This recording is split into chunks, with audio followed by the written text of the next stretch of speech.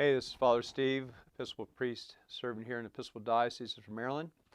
And we're going to look at Revelation Bible Study, Chapter 14, in this episode of our YouTube program. So we're going to look at Revelation Bible Study, Chapter 14. And again, I'll have you read Chapter 14 here in just a moment. I'll go through some of my notes.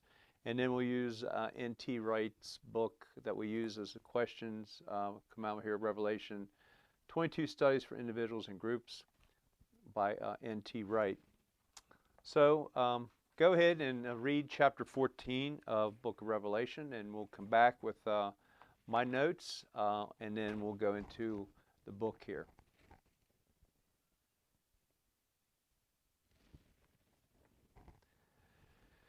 Okay, welcome back.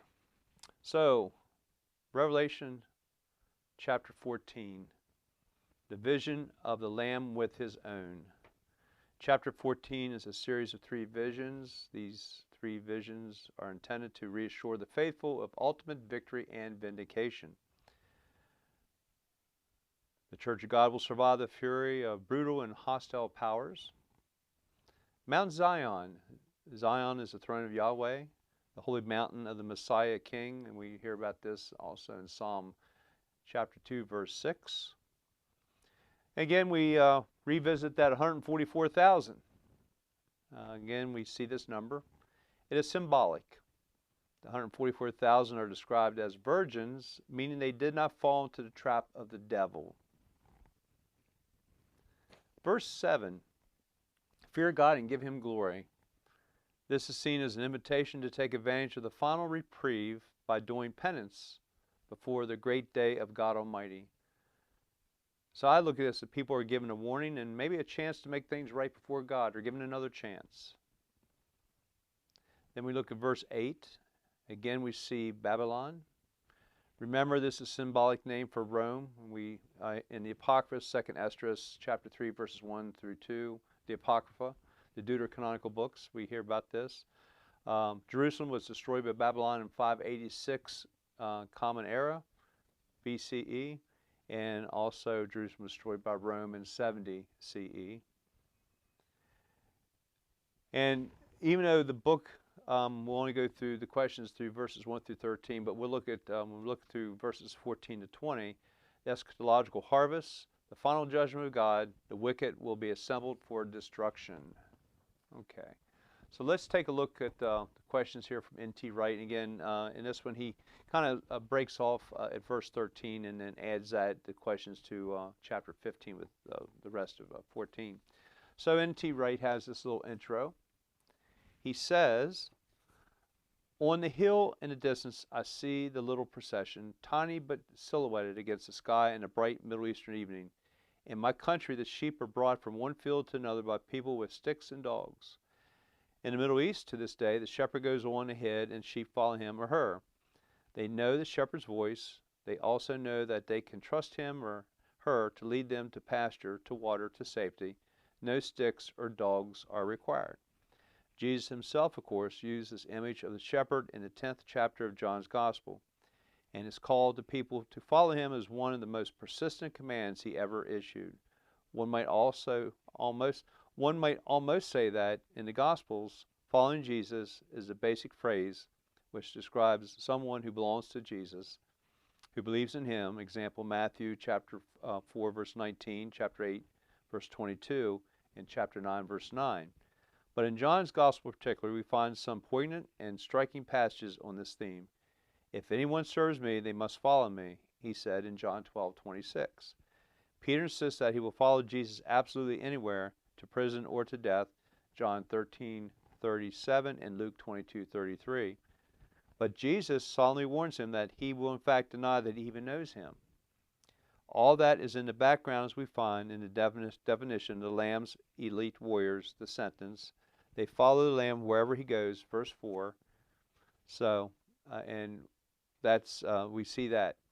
Now, when I was reading this, I kind of remember when my wife and I and some other friends traveled to Holy Land back in 2019, and we were in the Negev Desert and going out to Bedouin camp, and I looked up on the top of a the desert, and I saw a little speck. I thought, who is that up there? And then it turned out to be just a silhouette of a young boy, maybe teenager, as the road turned around in the desert, and we see on the other side of that crest was all these sheep. It was a pretty neat sight to see, all these sheep that this boy or a young man or teenager was out there to guard and guide. So, kind of an icebreaker question. What makes you trust someone enough to follow him or her? Does this come easily to you, or is it a struggle? What makes you trust someone enough to follow him or her? Does this come easily to you, or is it a struggle? You know, it's a leadership thing, right? Okay. So a question we have, and this deals with verses 1 through 5 of chapter 14. Who are the people gathered around the Lamb on Mount Zion? Verse 1. And where have we seen them before in this book? So who are the people gathered around the Lamb on Mount Zion, and where have we seen them before in this book?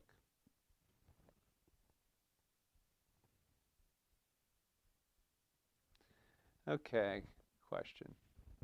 Why do they have God's name written on their forehead? Why do they have God's name written on their forehead?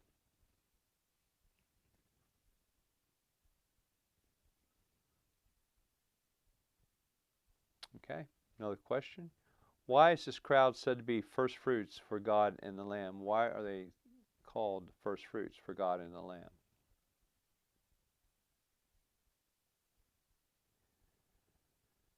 Now here's one that's kind of interesting question, as if the other ones aren't, but if we are likewise to follow the Lamb wherever he goes, we first need to answer, where is he going, and how would you answer that? Where is he going, and how would you answer that? A thought came to my mind from Polar Express from this. I probably won't get it exactly right, but when the conductor says, the thing about trains is not whether you know, it's not so important where it's going, but it's getting on. It's about trains, it's not where it's going, it's just getting on the train. Don't worry about where it's going, just get on, right? I kind of like that. By the way, it's my favorite movie, The Polar Express. Okay. The closer we are to God and to his Lamb, the more we see everything clearly and should speak everything truthfully. The Satan does his best work by keeping things out of people's minds altogether. Where that fails, he persuades them to believe and to pass on lies. Following the Lamb means rejecting the lie. What lies about God and the world does the accuser tell you? What lies about God and the world does the accuser tell you?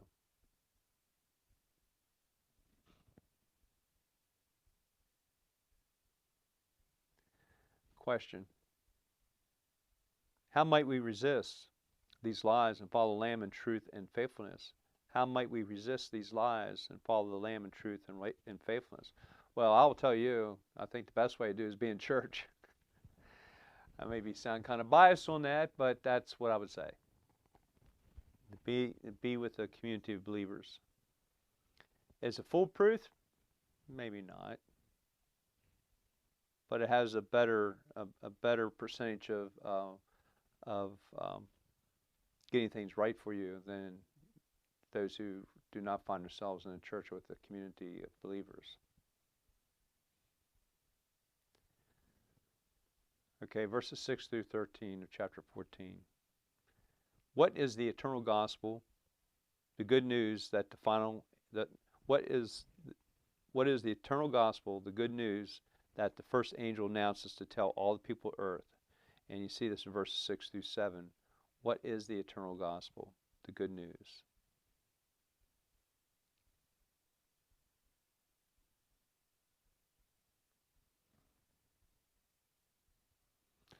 Okay, so now we're going to this Babylon. Babylon, the capital of the great empire that swallowed up the remaining Israelite tribes in 597 BC, was a city that remained ever after in the Jewish memory as a paradigm of wickedness. of idolatry, immorality, and sheer cruelty. How does the spirit of Babylon still seem to live on in our own day? How does the spirit of Babylon still seem to live on in our own day?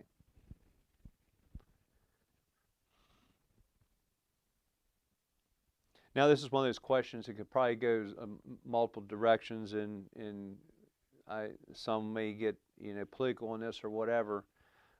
Sometimes I like to say if you're going to bring up certain things, as we say in college and in seminary, cite your resources. Cite your resources. If you come up with what you seek, cite your resources. Where are you getting this information?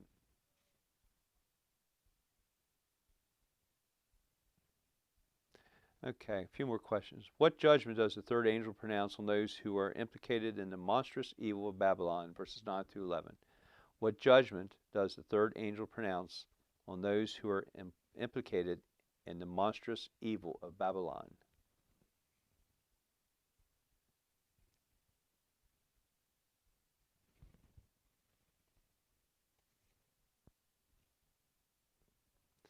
Verse 13. Why are those who die in the Lord said to be blessed?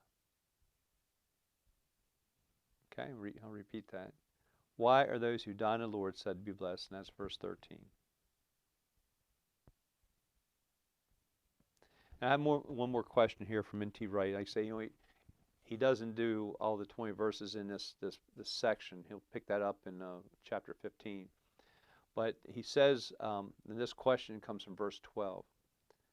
What does it look like for us to follow Jesus even in the face of such difficult warnings of impending judgment? What does it look like for us to follow Jesus, verse 12, even in the face of such difficult warnings of impending judgment?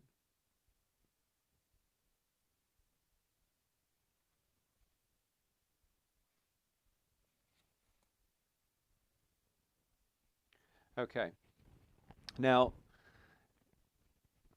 at the time of this recording, Israel Defense Forces are at war with Hamas. So this recording is somewhat, now it's kind of dated because I just put that there. The time of this recording is December 20, what is the day? I had to think of there for a second. 19. December 19th, I'm sorry, December 19th. Today is December 19th, 2023. So I'm kind of dating this recording. And Israel and the Israeli Defense Forces are at war with the Hamas in the Gaza Strip. And this is a note on Revelation chapter 14, verse 4. And I want to read this in light of what's going on over there now. Okay? Ancient Israel had a clear policy about going to war. If war was justified, war was also holy, and those who fought in it had to obey special rules of purity, including abstention for the time from sexual relations. See, for example, Deuteronomy. You see this in Deuteronomy 23:9 to 10 and 1 Samuel 21:5. As usual, we need to be clear about the symbol and reality to which it points. In the symbol, this body consists of the 144,000. We have met them before, of course, in chapter 7. They are, in fact, a great company which nobody could count. They are, in other words, the ideal representatives of the people of God, permanently ready for battle. This great crowd surrounding the Lamb is not the sum total of all believers. It is beginning, the great advanced sign of an even greater harvest to come. That is the point of the first fruits image in verse 4. At the ancient Jewish harvest time, the first sheaf of wheat, or whichever crop it might be, was offered to God as the first fruits, signifying expectation and prayer that there would be much more on the way. Even so, these 144,000 are to be an encouragement to the churches. Already there is a great multitude. The Lamb is winning the victory. We can carry on patiently. So, a little comment there about the 144,000 as we went back and revisited verse 4, chapter 14. So go ahead and although there were no questions up to verse 20. And just as a reminder, there's 22 chapters of Revelation, and just completed chapter 14. So we have 9 more, right? I think that's the right math, right? So we have 9 more chapters to take a look at. And so I hope you enjoy these YouTube videos I've done. And I've already predated this video. We're a couple days away from Advent 4 and Christmas season. So God bless and have a good one.